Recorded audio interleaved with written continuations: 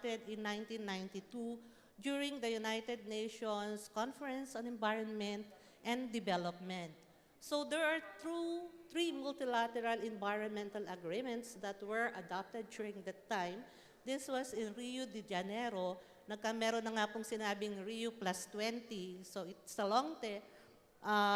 And one of them, as I mentioned, is the United Nations Framework Convention. Ano yung paano ngayon dinidefine yung climate change? In terms of the UNFCCC, ang sinabi dito is a change of climate which is attributed directly or indirectly to human activity. Very important po, nasabi rin ni Secretary, na anthropogenic or human activity that causes the climate change. And this human activity alters the composition of the global atmosphere, which is in addition to natural climate variability observed over comparable time period. So, ibig sabihin, yung ating pong mga ginagawa contributes. We know very well that the greenhouse gases are naturally occurring in the atmosphere. Ano-ano ba itong greenhouse gases nito? So, we have carbon dioxide, nitrous oxide, we have methane, and we have industrial gases, the chlorofluorocarbon, the sulfur hexafluoride, and which are unfortunately are alternative to ozone depleting substances. But it has high global warming potential. Yung methane po, for example, may iba-iba silang global warming potential. Methane, for example, is 21 times ang global warming potential. So mas potent siya. Similarly, with the fluorocarbons, which are also considered as greenhouse gases. We also have the Intergovernmental Panel on Climate Change also define climate change as a change in the state of the climate that can be identified using statistical tests by changes in the mean temperature and variability. So meron pong ang IPCC po, the Intergovernmental Panel on Climate Change, is the authoritative body in terms of science.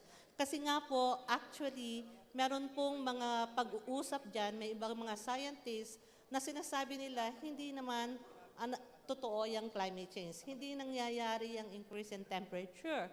At sinasabi nila, it's natural lang yan. But somehow, ang nag-aaral po niyan is the Intergovernmental Panel composed of several scientists coming from the developed and developing countries. So, ano po ba ang pagkakaiba ng climate change, sa ozone depletion, at saka sa air quality? When we talk of climate change, as I mentioned, we have the identified specific greenhouse gases. Again, these are carbon dioxide, methane, nitrous oxide, fluorocarbons, while when talk of ozone layer, again, may fluorocarbons din po dyan. You have the freon and the halon. And in air quality, meron po tayong mga criteria pollutants like sulfur dioxide, nitrous oxide, and carbon monoxide. So, ang importante po nating tinitingnan when we are talking of climate change are the 6 gases, which has different global warming potential. Ito pong nasa ating screen ngayon shows us the changes in temperature, sea level rise, and also in terms of the snow cover. Nakikita po natin dito, the graph shows us that it is increasing. The temperature na mention na rin po sa atin, and even the concentration of greenhouse gases in the atmosphere is already increasing. In fact, the latest report of the IPCC, it says it's about 400 parts per million already, the concentration of greenhouse gases. Similarly, the incidence of sea level rise is increasing, as well as the melting of the snow is also increasing. In terms of the Philippines, meron pong ginawa ang pag-asa, which is the projection, looking at using global circulation model.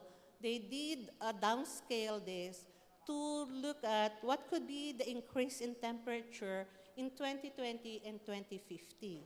So very important po yun.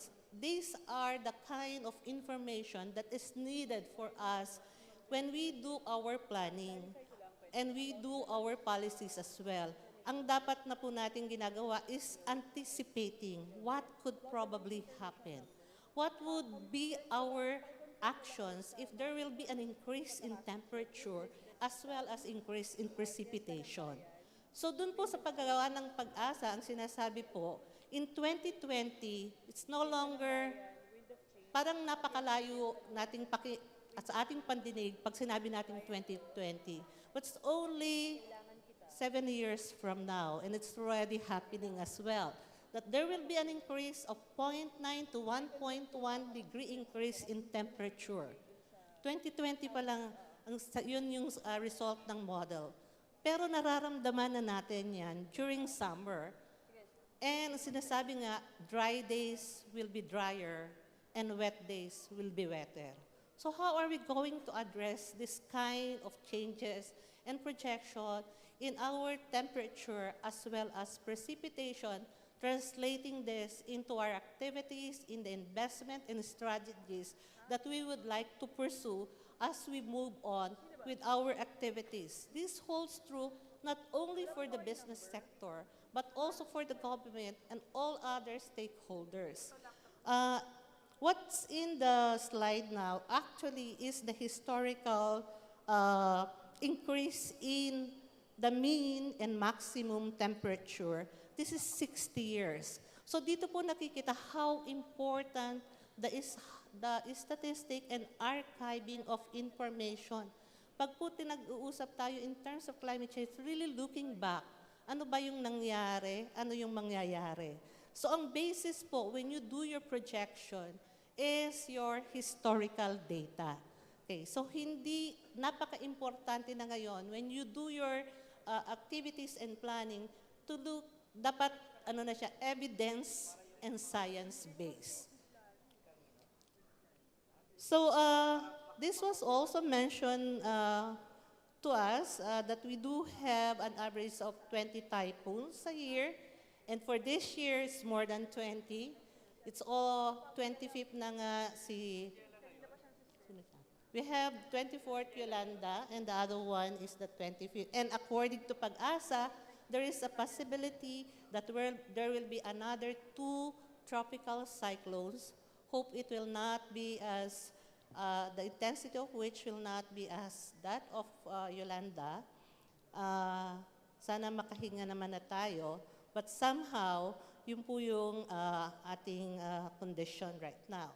So as I mentioned, meron na pong mga pag-aaral na ginawa using models projecting our increase in temperature as well as increase in precipitation.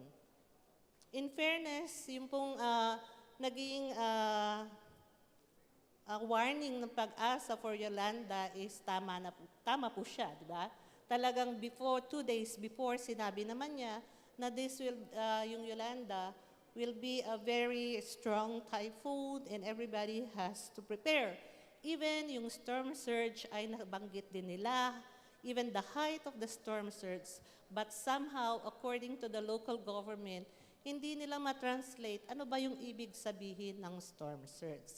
So very important din yung communication, how to simplify this so that the local government as well as the public could have an understanding or translate this on how important it is for them to act kung kailangan na nilang lumikas or ano na ang dapat nilang gawin. This one shows us how the temperature could affect the different sector. We have here the food, water, the different ecosystems. So with an increase, for example, of 2 degrees centigrade in temperature in the food sector, definitely there will be an impact on the crop yields in many areas, especially for us developing countries. Okay? Similarly, even less than 1 degree increase, there is a possible impact also on the yields in the different regions. And then, for example, for water, definitely meron na rin po siyang impact. So nakikita natin dito sa ating slides dito on the impacts in the increase of temperature even below 1 degree centigrade increase in temperature. Pero ang sinasabi nga doon sa pag-aaral, by 2020, we'll have 0.9 to 1.1 degree centigrade increase in temperature by 2020 and 2 to 2.2 degrees centigrade by 2050. So nakikita na po natin ano yung possible impacts. And even without this, we are already experiencing the impacts of climate change. Like for example, in extreme weather events, sinasabi dito, if we do have a 1 degree increase in temperature, there will be a rising intensity of storms, forest fires, droughts, flooding, and heat waves. Again, na-mention na po ito, ang Pilipinas, winner. We are the third most vulnerable to disaster risks and natural hazards. We are 10th most vulnerable to climate-related disasters for the period 1991 to 2011. Baka ngayon first na tayo kasi 2013 na ngayon and you know how we are devastated. Most vulnerable country in terms of forecasted global sea level rise. Okay, so what could be the possible impact of these changes in climate in agriculture?